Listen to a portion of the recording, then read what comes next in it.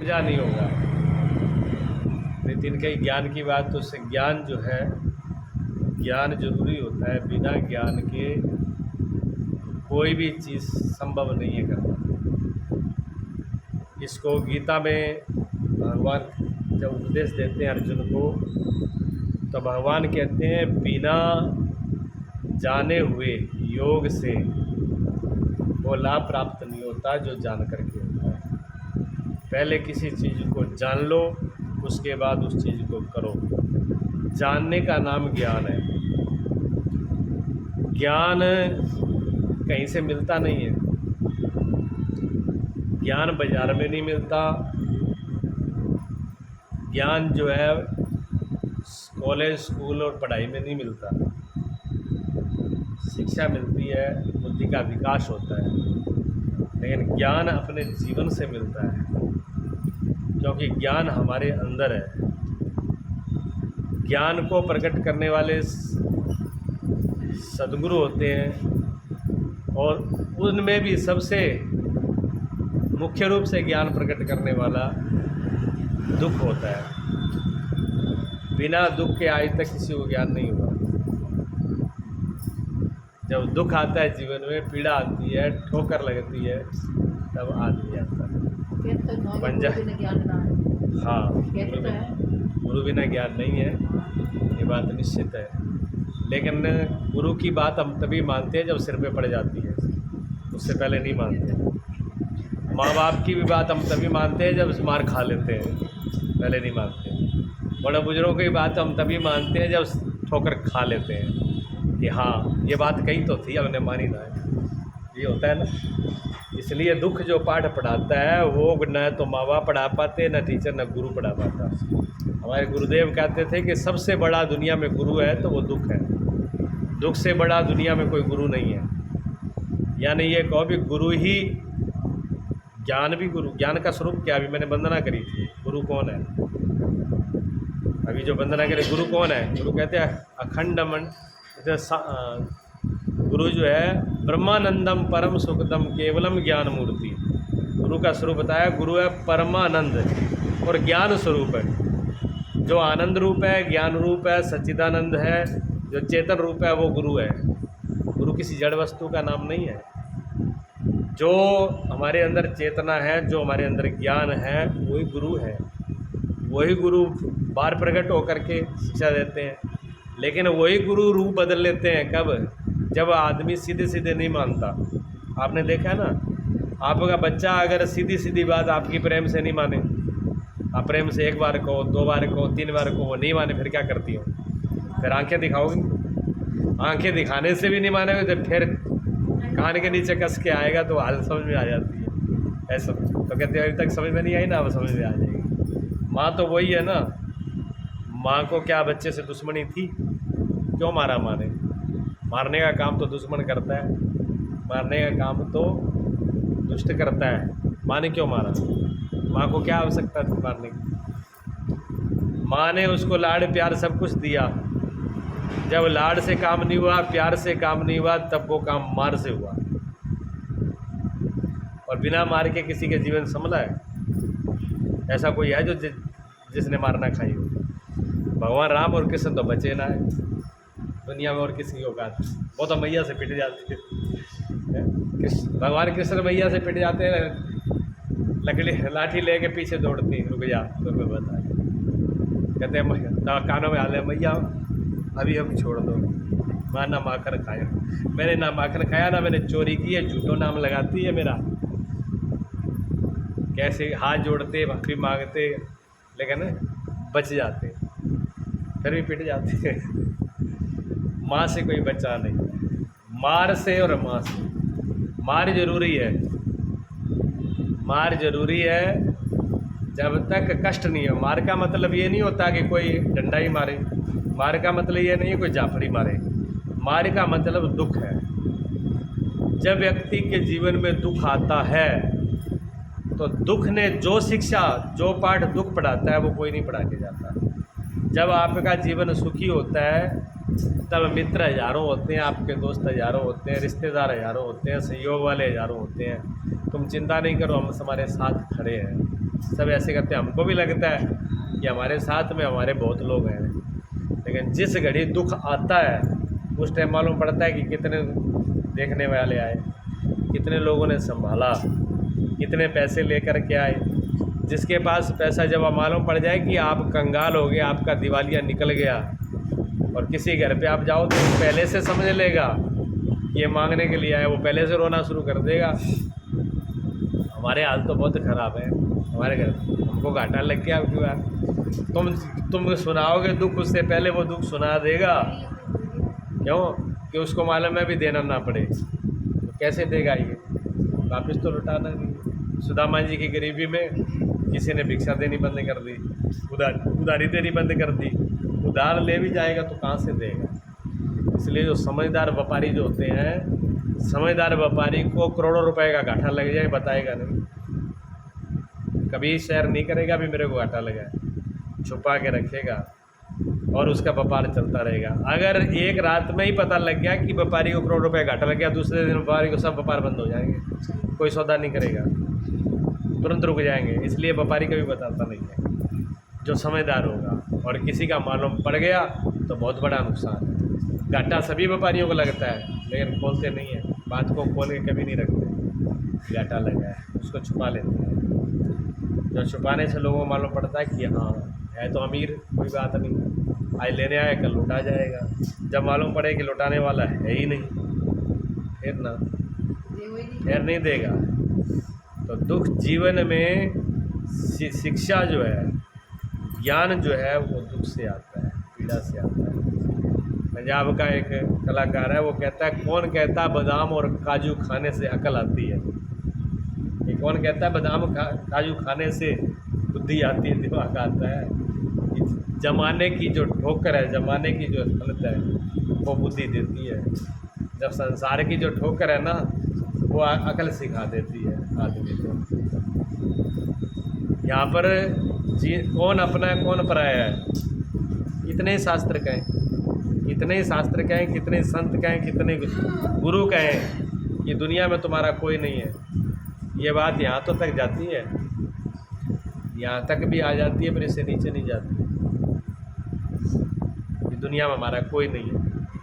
लेकिन जिस घड़ी आप पूरे परेशान हो, सब तरफ से स्थायी हो, एक दुख के अलावा कुछ ना दिखता हो, उस टाइम में आपको समझ में आएगा कौन है। तब दिखता है, उस टाइम में कोई नहीं दिखता। जिस बच्चे से बहुत प्रेम होता है और आपको अगर भयंकर पीड़ा हो रही है और वही बच्चा आपको कहे कि मुझे गोद में उठा ले, उठाओगे? बताइए। नहीं उठाओगे, उसी बच्चे को भी उठा के एक तरफ फेंक दो। जब भयंकर आपकी इतनी पीड़ा हो कि आपको ऐसे नहीं आओ और कोई व्यक्ति कहे कि हम आपको पैसे देने लेके 1 लाख रुपए देने लगे के धर ले, उसने कहा भाड़ में जा डाल दे इसको, तेरे पैसे गिनने की पड़ी है, मेरी जान की पड़ी है। जिस घड़ी पूरा दुख होता है तो लोभ चला गया कि नहीं चला गया? जिस घड़ी पूरी दुख की घड़ी होती है उस टाइम में श्रृंगार अच्छा लगता है? क्या दर्पण के सामने बैठ के अपने को सजा लेंगे? नहीं सजा पाते। श्रृंगार होगा तो उसको फेंक सकते हैं, लेकिन सजाएंगे नहीं। तो संसार का जो राग है वो ख़त्म हो जाता है। बच्चे की ममता जो है ख़त्म हो जाती है। ममता कितना ही शास्त्र कहें, कितनी सत्संग सुने, ममता नहीं जाती है। लेकिन दुख के घड़े में ममता चली जाती है। दुख के टाइम में कहो कि लाड प्यार कर लो। भजन गा रही ना भी, जो मैं ऐसा जानती प्रीत करे दुख हुए, तो जगत ढिढोरा पीटती प्रीत न करिए। प्रेम के अंदर भी बात बोली जा रही है। मीरा क्या, मीरा उस प्रेम के अंदर भी इस बात को कह रही हैं, क्यों घेरी मैं तो दर्द दीवानी, मेरा दर्द न जाने कोई। मेरे अंदर जो दर्द है, जो पीड़ा है, इससे परमात्मा की मिल लेगी।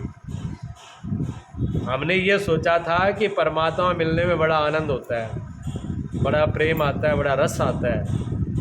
लेकिन जब विरह का जब बिछड़ने का जो पीड़ा होती है, परमात्मा से बिछड़ने की जो पीड़ा, जो गोपियों की, जो राधा की, जो मीरा की, जो भगवान के बिछड़ने का जो विरह था, जो पीड़ा थी, वो इतनी उसमें जल जाती है कि वो कहती है कि अगर ऐसा जानती तो हम तुमसे प्रीति न करते, प्रेम न करते। एक घड़ी ऐसी आती है, हाँ, अगर किसी ने प्रेम किया हो तो इस बात को अच्छे से समझ जाएगा, चाहे वो प्रेम किसी से किया हो, संसार में क्यों ना किया हो, तब भी उसको ये बात समझ में आ जाती है कि प्रेम के अंदर भी ऐसी घड़ी आती है कि वो अपने आप को पछतावा हो जाता है कि मैं प्रेम न करता तो ठीक था। क्योंकि जो बिछुड़ने का दुख है, जो विरह की पीड़ा है, वो प्रेम से भी ज़्यादा खतरनाक, जलाने वाली है, लेकिन कीमती है वो। प्रेम के अंदर राग आ जाएगा, प्रेम के अंदर दोष आ जाएगा, प्रेम के अंदर कुछ न कुछ ममता आ सकती है, राग आ सकता है। प्रेम में हमारे अंदर कोई दोष पैदा हो सकता है, हम चिपक सकते हैं संसार से, लेकिन जब विरह आता है, दुख पीड़ा आती है अंदर से, जब विरह की अग्नि उठती है तो किसी से चिपकने, बिल्कुल जो भी कूड़ा कबाड़ा कचरा जो भी होगा, थोड़ा भी राग देश ममता अहमता कुछ भी होगी, उसको जला के राख कर देगी। इसलिए जो कीमत विरह की है, जो कीमत पीड़ा की है, जो दुख की कीमत है, वो संसार में ना सुख की कीमत है ना प्रेम की कीमत है। प्रेम भी नंबर 2, सुख भी सुख तो बहुत पीछे है। कबीर साहब ने तो कहा, सुख के माथे सिल पड़े जो नाम हरि का बुलाए, बलिहारी व दुख की जो पल पल नाम जपाए। कबीर साहब ने कहा कि ये सुख के सिर पे तो सिल पत्थर पड़ जाएं, भगवान को ही बुला देता है। ये तो जब संसार के सुख आते हैं, संसार की जब माया आती है, संसार के जब सब सुविधाएं मिलने लगती है, तो हम परमात्मा को भूलने लगते हैं। जिनके पास कुछ नहीं है उनको पास टाइम है, जिनके पास कुछ नहीं है उनके पास टाइम है। जो लाखों अरबों में खेल रहे हैं, जिनका परिवार बड़ा है, जिनके रुपए बड़ा है, जिनका व्यापार बड़ा है, उनको कहाँ सत्संग करने की फुर्सत, कहाँ पूजा करने की फुर्सत, कहाँ उनको स्मरण करने की फुर्सत है। दोष माया का नहीं है, दोष पैसे का नहीं है, दोष मकान का नहीं है, दोष अमीरी का नहीं है, दोष किसका है? उसके राग का, मोह का, लोभ का है। वो अब उस लोभ में और फंस गया है, अब उसको व्यापार से फुर्सत ही नहीं है, उसको काम से फुर्सत नहीं है, उसको बस बच्चों से फुर्सत नहीं है। बड़े बच्चों को देख रहे, बच्चों की पढ़ाई देख रहे, बच्चों का ये देख रहे, तो जो भगवान से दूर हुए, व्यापार बढ़ा तो भगवान से दूर हुए। तो जो चीज़ परमात्मा से दूर करे वो विपत्ति है। हनुमान जी ने कहा कि विपत्ति प्रभु सोई, जब तब सिमरन न हुई। एक ही विपत्ति है। भगवान राम ने कहा कि जब कोई आपको समस्या, उन्हें कोई समस्या नहीं है। हनुमान जी कहते हैं मेरे जीवन में कोई समस्या नहीं है, मेरे जीवन में एक ही समस्या कि मैं आपको भूल जाऊँ। अगर आपका विस्मरण हो जाए, अगर आप भूल जाओ तो बस मेरी समस्या है। जब तक आप मुझे याद हो, जब तक आप मेरी स्मृति में हो, जब तक मेरी आंखों में आप हो, तब तक तीनों लोकों में कोई समस्या नहीं है, मेरे पास कोई विपत्ति नहीं है। और हनुमान जी को कभी विपत्ति आई नहीं, तो ना हनुमान जी ने कभी भी विस्मरण किया ही नहीं राम को। राम को एक क्षण में भी नहीं भूला उन्होंने। काम सब किए, लेकिन किसको रख के आगे? सिया राम। कोई भी काम करते पहले सीताराम। सीताराम ही कर रहे हैं, मैं नहीं कर रहा हूँ। हाँ, सीताराम ने ही किया है। हनुमान जी से कहा कि लंका आपने जला दी, आप बड़े बलवान हो, बड़े ताकतवर हो, दुश्मनों को जा करके पूरे दुर्ग को जला दिया आपने। हनुमान जी कहते झूठ, हमने नहीं जलाया। तो लोग देवताओं ने कहा कि हनुमान जी आपका डंका तीनों लोगों में बज रहा है, आपने लंका को पूरी जला डाली। हनुमान जी ने क्या बात है, गलत है, मैंने नहीं जलाई। हनुमान जी ने कहा ये बताओ, मैं अयोध्या से माचिस लेके गया था, आग लेके गया था? नहीं लेके गया। पेट्रोल ले गया था, तेल ले गया था, घी ले गया था, तेल ले गया था? नहीं ले गया। लकड़ी ले गया था? जब यहाँ से मैं कोई ईंधन नहीं लेके गया, यहाँ से माचिस नहीं लेके गया, तो मैं तो कुछ ले नहीं गया, मैं तो खाली सिर्फ एक जय भगवान राम का आशीर्वाद लेके गया था। राम नाम की मुख में मुद्रा, अपने मुख के अंदर एक सीताराम की मुद्रा रख के हम उनके भरोसे ही गए थे, और वही ले जाने वाले, हमारे में कोई समर्था ही नहीं थी। वो गए तो हमने नहीं जलाई। इसका प्रबंध फिर किसने किया? कि इसका प्रबंध रावण ने किया। रावण ही अग्नि लेके आया, रावण ने ही सब कपड़े मंगवाए, रावण ने ही तेल मंगाया, रावण ने ही सब व्यवस्था करी, मैंने तो कुछ नहीं किया। तो किसने लंका किसने जलाई? कि रावण के पाप ने जलाई। लंका रावण के पाप ने जलाई और सीता के संताप ने जलाई। सीता को जो पीड़ा दी, जो संताप दिया, जो दुख दिया, जो सीता का दुख था, भगवान राम से दूरी करी जो सीता की रावण ने। देखो, किसी को भगत और भगवान को अलग कर देना, किसी के को अलग कर देना बहुत बड़ा अपराध होता है। भगवान कृष्ण ने ब्रह्मा जी को नहीं बख्शा। जब ब्रह्मा जी ने 1 साल के लिए ग्वालों को अलग कर दिया था, तो उसको ब्रह्मा जी को बहुत बड़ा दंड दिया था भगवान ने। हाँ, उनको ब्रह्मा जी को बख्शा नहीं, किसी को बख्शा नहीं। और सब बात बख्शी जा सकती थी। भगवान ने कहा आपने मेरे प्यारों को, मेरे भक्तों को मुझसे अलग किया, ये तुम्हें बर्दाश्त नहीं किया जा सकता। भगवान ने उसको बर्दाश्त नहीं किया। तो सीता राम से अलग रही, तो सीता के अंदर जो विरह थी, सीता में जो आग थी हृदय की, उस आग ने लंका जलाई। और लंका को सिर्फ लंका ही नहीं जलाई, पूरे दुष्टों को जला दिया, पूरे अपराधों को जला दिया सीता ने। तो रावण के जो अपराध था उसके और सीता के संताप ने और भगवान राम के प्रताप ने, भगवान राम का ये प्रताप था, सब मेरा क्या था। और हमारे बाप ने, हनुमान जी के बाप कौन थे? हनुमान जी के बाप कौन है? हवा। पंडित जी बोले हवा। हाँ, पवन, पवन, पवन सुत है, पवन सुत। सुत कहते हैं बेटे को, पवन कहते हैं हवा को।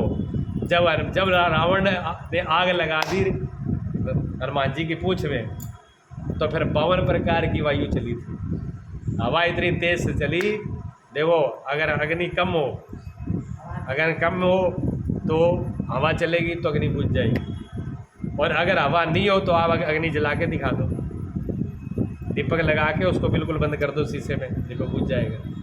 लोहे का बर्तन ले करके या मिट्टी के बर्तन लेके जहाँ दीपक जाए उसको बंद कर दो आप। सिलेंडर में आग लग जाए, पानी से नहीं बुझेगी, मिट्टी से नहीं बुझेगी, कपड़े से बंद कर दो या कुछ चीज़ से बंद कर दो, हवा बंद कर दो, बन जाएगी। गैस की वजह, हालांकि वो गैस है तब भी बंद हो जाएगी, बिना हवा के, बिना हवा के। हाँ,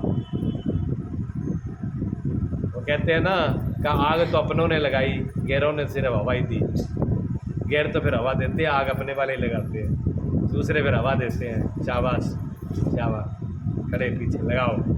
ऐसे ही होता है, जब लड़ाई फैलती है तो ऐसे ही फैलती है, दूसरे हवा देते हैं। 2 भाई लड़ पड़े, लड़ते तो भैया भैया ही हैं, पर हवा दूसरे देते हैं। 4 ये तो भैया के पीछे होंगे, 4 उस भैया के पीछे होंगे।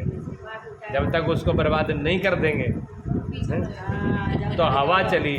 हनुमान जी ने कुछ नहीं किया, हनुमान जी की पूंछ में रावण ने आग लगा दी, हनुमान जी ने पूछा ऐसे ही बढ़ा दी आगे।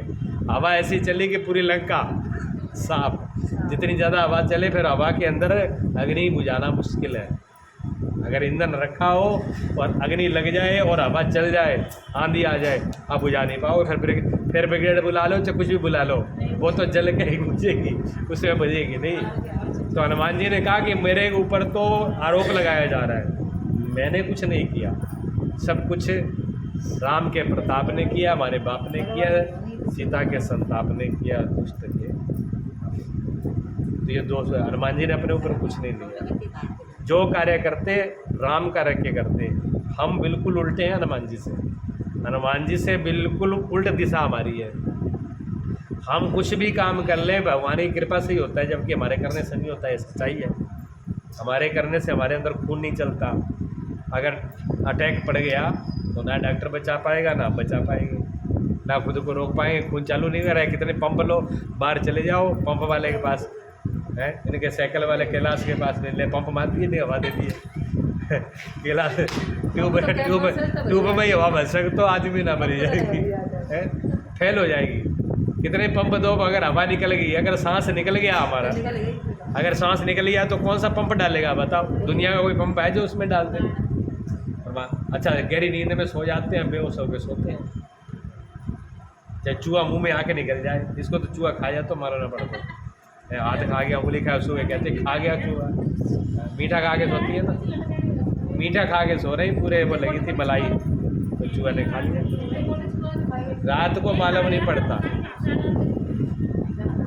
पता नहीं चलता ना।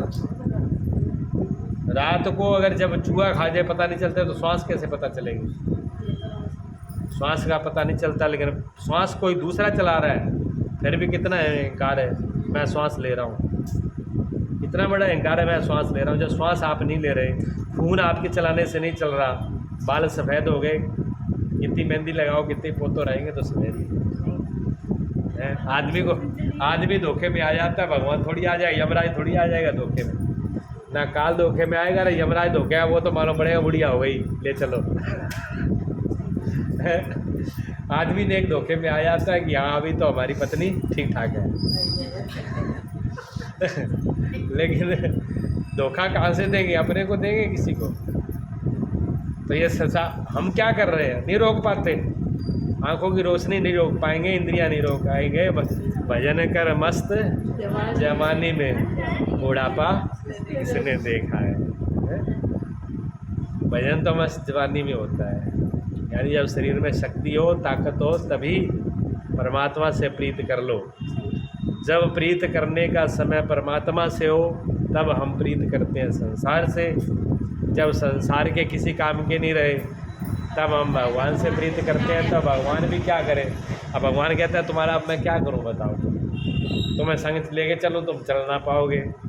तुम्हें योग कराऊं, तुम योग कर ना पाओगे। तुम्हें तपस्या कराऊं, तुम तपस्या कर नहीं पाओगे। तुम्हें दुख झेलाऊं, दुख तुम झेल ना पाओगे। विरह की आग में तो जलना पड़ेगा। योग है, देखो तीनों जगह योग है, 3 मार्ग है, 3 ही मार्ग है। एक ज्ञान का मार्ग है, एक योग का मार्ग है, और एक प्रेम का मार्ग है, भक्ति का मार्ग है। ठीक है ना? भक्ति के मार्ग में, ज्ञान के मार्ग में भगवान कृष्ण गीता में कहते हैं, ज्ञान अग्नि दग्ध कर्माणु तमाहु पंडितम बुधा। ज्ञान की अग्नि जब प्रकट होती है तो सब कर्मों को जला करके भस्मीभूत कर देती है।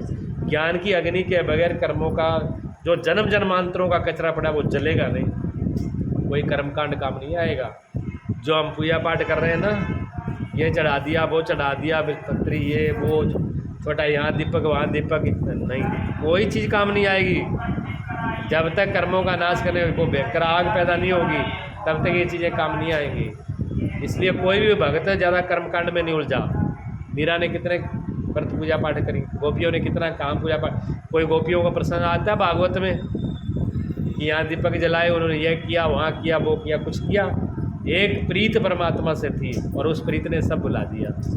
हाँ, वो प्रीत चाहिए, तो वो विरह की प्रीत चाहिए। हेरी मैं तो दर्द दीवानी, मेरा दर्द न जाने कोई, दर्द की मारी बन बन डोलूं,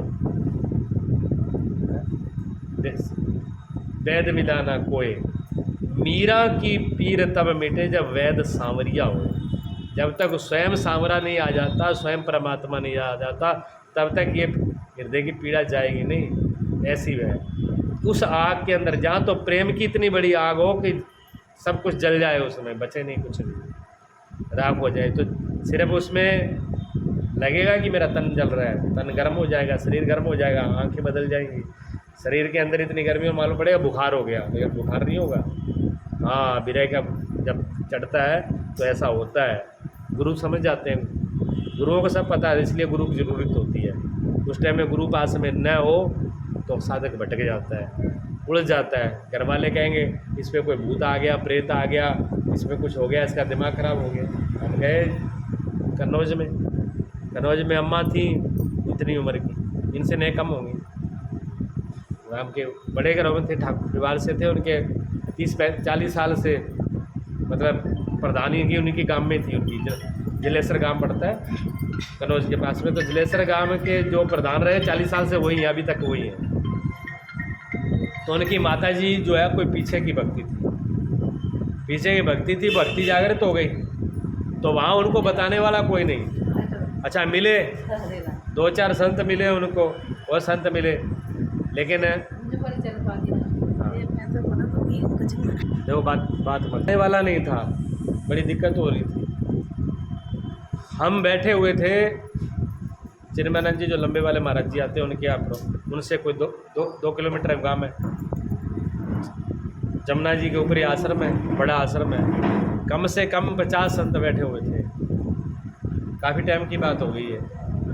उनमें से सबसे छोटी उम्र के हम ही थे, हमसे सब बड़ी उम्र के थे, बड़े बुजुर्ग थे। तो जनवरी का टाइम था, भयंकर कोहरा था, तो धूप निकली थी और जमुना के किनारे ठंडी बिल्कुल हवा थी। सब लोग धूप में ऐसे बैठे हुए थे, चारपाई लगा करके, कुर्सियाँ लगी थी। हम एक तरफ उनसे हट करके, जैसे हनुमान जी का मंदिर है, इतनी दूर पे वो संत बैठे थे, इतनी दूर पे हम अकेले कुर्सी लगा के बैठे थे। वो पूरे संतों के ऐसे पूरे ऐसा लगा हुआ था, हम उनको नहीं जानते थे। तो वो मैया जो है, उनकी बहू, उनके बेटा, उनके नाती सब साथ में, गाड़ी बड़ी गाड़ी थी, उन पर गाड़ी लेके आए, वो उतरे। वो वहाँ से शुरुआत करी उसने, हम सुन रहे थे, उनकी आवाज़ हमें सुनाई दे रही थी। तो उसने, मैया ने कहा कि हाथ जोड़ करके मेरे मन की कोई कह दो, मेरे मन की जो है मुझे कोई सुना दो। तो किसी संत ने गीता का श्लोक बोला, किसी ने जैसे गीता का श्लोक बोला, वो तुरंत आया, नहीं महाराज मुझे गीता नहीं सुननी, मुझे गीता नहीं सुननी, मेरे दिल की कोई मेरे को सुना दे, मेरे दिल जो मेरे अंदर हो रहा है मुझे कुछ का समझ। वो एक बात बोले, फिर वो आगे चली जाए। दूसरे ने रामायण की कोई चौपाई बोली, नहीं, उन्होंने कहा नहीं मुझे रामायण नहीं सुननी, भागवत नहीं सुननी, कुछ नहीं सुनना, जो मुझे है वो कह दे। वो पूरे सत्यों को पार कर गई, किसी को कोई जवाब। पूरे होने के बाद में वो निराश हो गई। अच्छा, हम बैठे थे, हम अपनी मस्ती में बैठे थे, सुबह का टाइम था, हम बोलना भी नहीं चाह रहे थे, ना उसने हमसे कही, ना हमसे बोले कि हम अलग बैठे थे। पर वो जैसे पूरे घूम करके मेरे आगे से मुझे प्रणाम भी नहीं किया उसने, जो हम छोटे थे सबसे। तो उन्होंने कहा, बड़े बड़े संत हैं वो, वही उसने तो क्या जानते हो, उसके मन में यही भाव था। अच्छा, मुझे उससे कोई मतलब भी नहीं था, मैं अपनी मस्ती में था। लेकिन उसने एक शब्द बोल दिया मेरे सामने से निकलते हुए। उसने कहा, आज दुनिया में कोई संत नहीं है, सब ऐसे ही कपड़े रंग के बैठे हुए हैं, ऐसे बोली। जब ये शब्द बोली तो फिर मेरे से नीरव रुका गया। मैंने कहा, रुक जा मैया, ये रुक जा।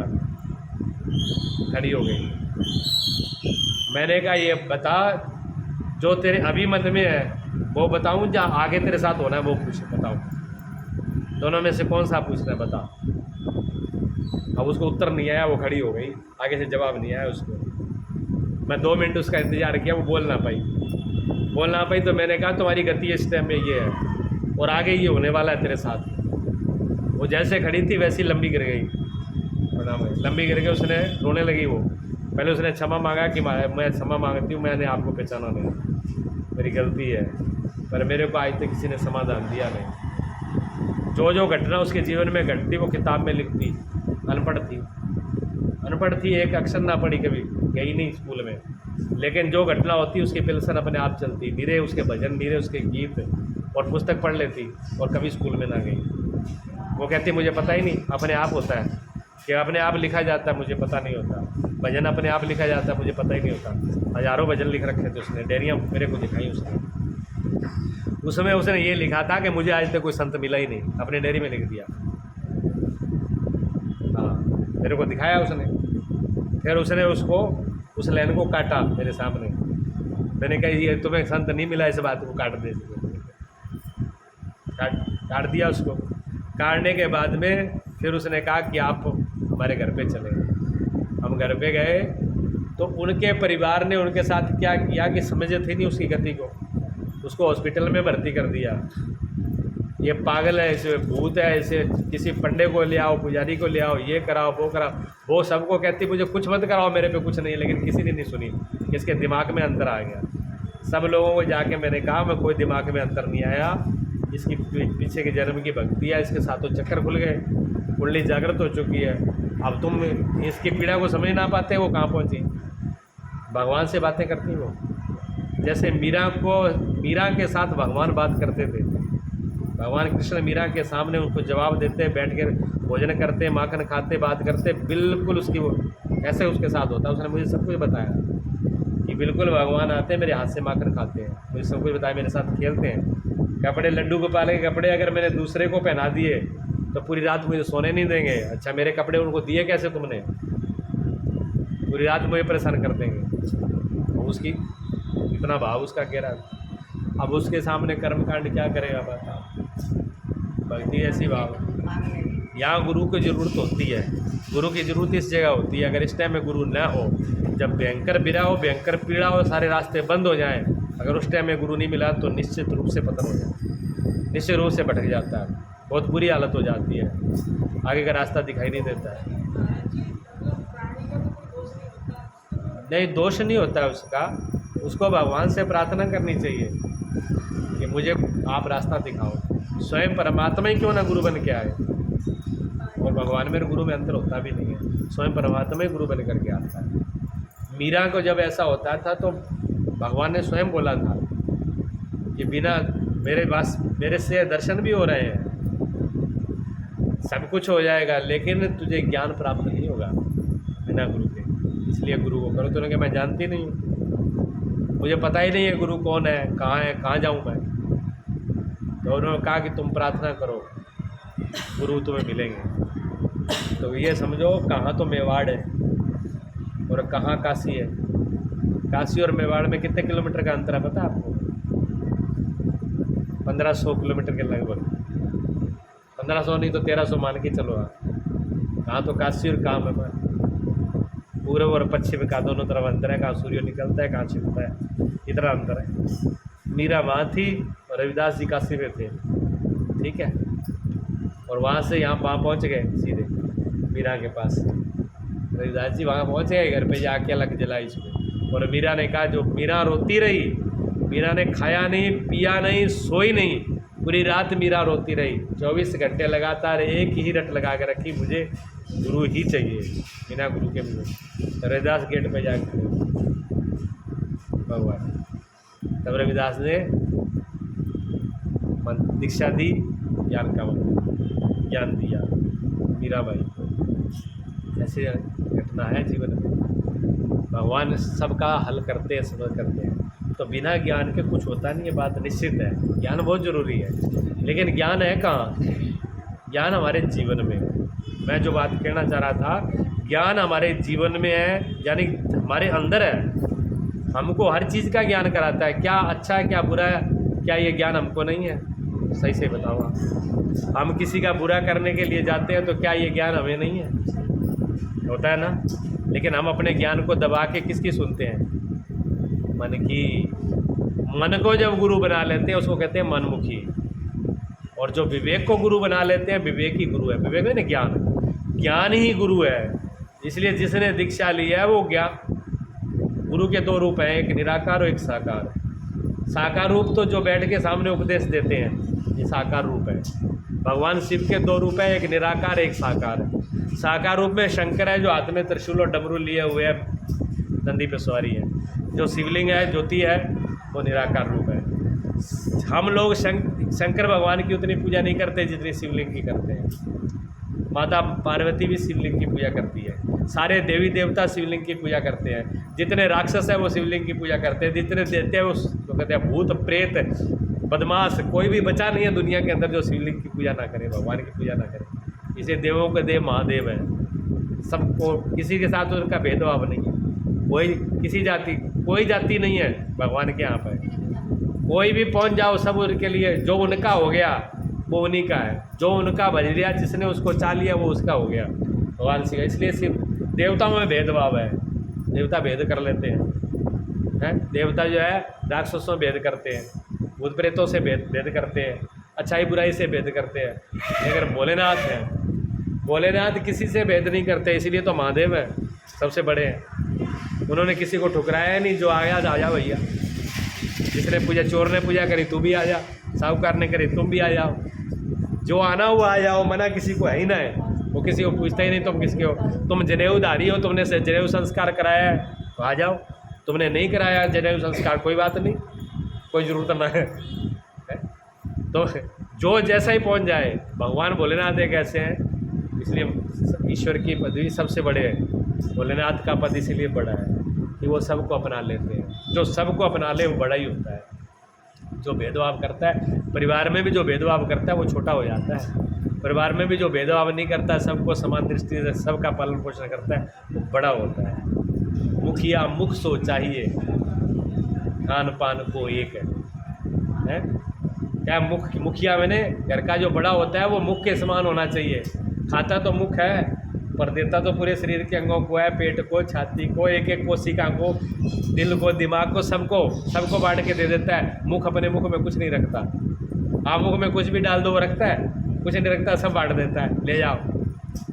मुखिया ऐसा होता है, सबको दे देता है, दूसरों को सबको पालन करता है, लेकिन अपना कुछ नहीं। ऐसे भोलेनाथ है, भेदभाव नहीं है। तो ज्ञान साकार रूप में जो सामने है वो साकार रूप है गुरु का निराकार रूप ज्ञान है जो आपके अंदर है। इसलिए गुरु आपसे कभी जुदा नहीं होता, किसी हालत में आपसे गुरु अलग हो नहीं सकता, क्योंकि जो आपके अंदर ज्ञान है वो गुरु है। लेकिन आप उसकी सुनते नहीं हो, आप अलग होते हो, गुरु अलग नहीं होता, आप अलग होते हो। आप अलग होते हो, क्यों अलग होते हो? आप उस ज्ञान की नहीं सुनते, ज्ञान को एक तरफ कर देते हो, ज्ञान को दबा देते हो। आप जानते हो क्या मेरा कर्तव्य है, क्या मेरी सच्चाई है, कौन से रास्ते पर मुझे चलना है, क्या मेरे लिए ज़रूरी है। हम उसको छोड़ करके और मन की मान लेते हैं, मन की मान के संसार में भटक जाते हैं, माया में भटक जाते हैं, उलझ जाते हैं। और जब तक हम अपने ज्ञान की मानेंगे कहीं भी उलझेंगे नहीं, कहीं नहीं उलझेंगे हम। कोई हमको गड्ढे में गिरा ही नहीं सकता, किसी की ताकत ही नहीं है, ठीक है ना। तो इसलिए सब अपने ज्ञान का आदर करना, अपने गुरु का आदर करना है, अपने ज्ञान का आदर करना, शास्त्र का आदर करना है, अपने ज्ञान का आदर करना, ऋषि मुनियों का आदर करना है, अपने ज्ञान का आदर करना, देवी देवताओं का आदर करना है, अपने ज्ञान का आदर करना, भगवान का आदर करना है, और अपने ज्ञान का आदर करना, माता पिता का आदर करना है, अपने ज्ञान का आदर करना, पूरे संसार का आदर करना है। जो अपने ज्ञान का, जो लड़की भाग जाती है किसी लड़के के संग में, क्या उसने अपने ज्ञान का आदर किया है? अगर वो अपने ज्ञान का आदर करती तो क्या उसका अनादर होता है? क्या उनके माँ बाप का अनादर हो पाता है? क्या उन्हें गुरुओं ने शिक्षा दी उनका अनादर होता है? किसी का नहीं होता। तब वो अपना ज्ञान का, ऐसे लड़का हो चाहे लड़की हो, कोई बुराई, किसी ने चोरी करी, किसी को गोली मार दी, क्या हमारा ज्ञान कहता है किसी को गोली मार दो, किसी की हत्या कर दो? हत्या करने हमारा ज्ञान नहीं कहता। हमने अपने ज्ञान को जब हम दबा लेते हैं और मन की सुनते हैं, क्रोध में आ जाते हैं, तब हम बुराई कर लेते हैं, ठीक है ना। प्रीति आपने कहा ज्ञान, ये ज्ञान है, ठीक है ना। बिना ज्ञान के तो ना संसार में कुछ होता है, ना व्यवहार में कुछ होता है, ना परमार्थ में कुछ होता है, ना जीवन में कुछ होता है। और ज्ञान के बगैर तो हम जी नहीं सकते। लेकिन उस ज्ञान को पहचानना है, वो ज्ञान हमारे पास है, उसका आदर करना है, उसको संभाल के रखना है। जितना आप उसका आदर करोगे उतना ही आपका आदर हो जाएगा। इस दुनिया में जिसका भी आदर है, आप किसी का नाम ले दो, कबीर साहब का, गुरु नानक देव जी का, गौतम बुद्ध का, भगवान कृष्ण का, भगवान राम का, रविदास जी का, विवेकानंद जी का, प्रेमानंद जी का, बताइए, आज से अभी से लेके पुराना कोई भी किसी का भी आप ना लो, गांधी, जिनका भी सम्मान है वो ज्ञान से है। क्या बिना ज्ञान से किसी का सम्मान है? विवेकानंद जी को क्यों पूछते हैं? अगर ज्ञान नहीं होता तो कौन पूछता? पूरे वर्ल्ड के अंदर, पूरी दुनिया में भारत का झंडा फहरा दिया उन्होंने, किसके बल से? ज्ञान के बल से। ज्ञान ही तो है। अगर भगवान कृष्ण ने गीता ना सुनाई होती, भगवान कृष्ण को मानते कोई आज? भगवान कृष्ण की जो पूजा है वो बाल लीलाओं से नहीं है, भगवान कृष्ण की पूजा गीता से है। पूरी दुनिया के अंदर प्रधानमंत्री भी किसी को भेंट में कोई चीज़ देता है, कोई उपनिषद, कोई वेद या शास्त्र भागवत नहीं देते, श्रीमद् भगवत गीता ही भेंट में दी जाती है। गीता से बड़ा कोई शास्त्र नहीं है, सारे शास्त्र गीता में समा जाते हैं। भगवान का ज्ञान है, उस ज्ञान का सम्मान भगवान है। उस गीता से भगवान आज भी जैसे कि वैसे ही है, पुकारे जाते हैं। अगर गीता ना होती तो भगवान भूल गया। ज़्यादातर लोग क्या कहते हैं, अरे भगवान तो वो छिनरा ही तो था, वो तो गोपियों से खेल तो कूद तो माखन चुरा ले तो और क्या, ये कहते। लेकिन गीता जो है, गीता बताती है कि भगवान क्या थे। ये ज्ञान गीता के अंदर, ज्ञान से आदर है सबका, इसलिए ज्ञान का आदर करना है। बोलो सच्चिदानंद भगवान।